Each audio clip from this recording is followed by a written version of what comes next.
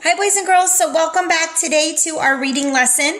Today, we're going to dive, like I told you yesterday, deeper into plot.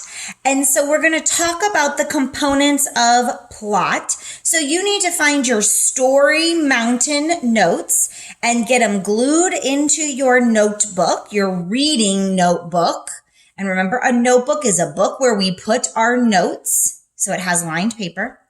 I have a highlighter so I can highlight important things and a pencil.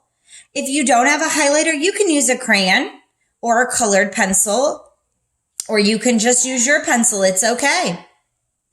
All right. So yesterday we talked about the 5 elements: plot, character, setting, theme, and conflict. Today we're going to dive into the plot. So the plot in a story is the sequence of events. And I want to put up here by this, the BME, the beginning, middle, and end of the story. That is important to note. So on our story mountain today, you're going to see, it looks like a mountain, and you're going to see the components. Because when we read a story, our emotions follow this kind of a pattern. We start off kind of slow, reading and getting to know the characters, and then things start to happen, and then it gets really exciting, and then we quickly get to the end. I kind of think about this as like a roller coaster where we climb, and then we quickly fall down. Or even if I were to climb this as a hill, it would take me a long time to climb, and then I could roll down the other side quickly. So let's talk about these components of our plot. The first component of the plot is called the exposition. Say that with me. Exposition or exposition. The exposition is the very beginning of the story. It's the very beginning. It's where we're introduced to the characters. Who's it about? We learn where and when this is taking place. And we even learn what's happening as far as the main conflict of the story. So if you think about most stories, when you start to read them, the first thing you do is you hear, who's it about? Where are they? And what are they doing? So if I were to think of a mountain, I have Susie and Tommy at the bottom of my mountain. And Susie and Tommy are out in the middle of the woods, and they decide that they want to climb the mountain and see what's on the other side. So my exposition is Susie and Tommy are at the mountain. Let's call it Mount Virgin Mills. And they want to climb to the other side to see what's there. Now, as they start to climb, we're going to start to find out some things that are going to happen, because guess what, boys and girls?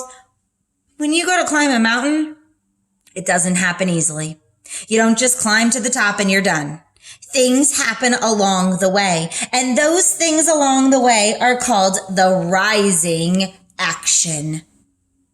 It's what gets the story moving along and builds the problem up.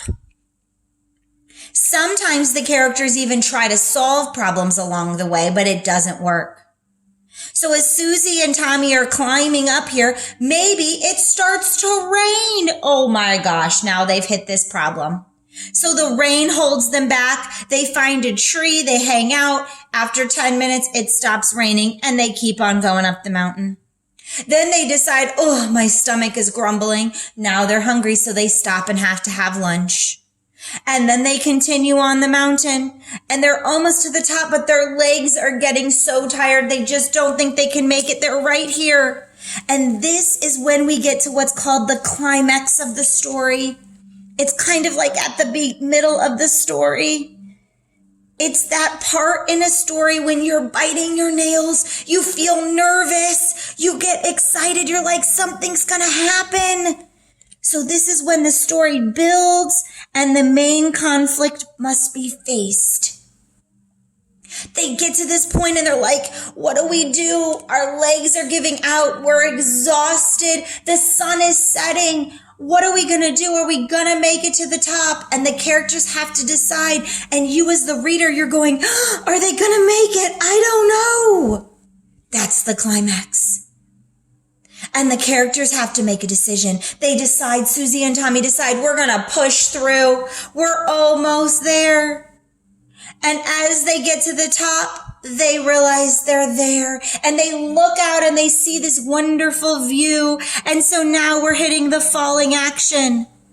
Their conflict is beginning to be resolved. They've made it to the top. They see the other side. It's not as hard to get down.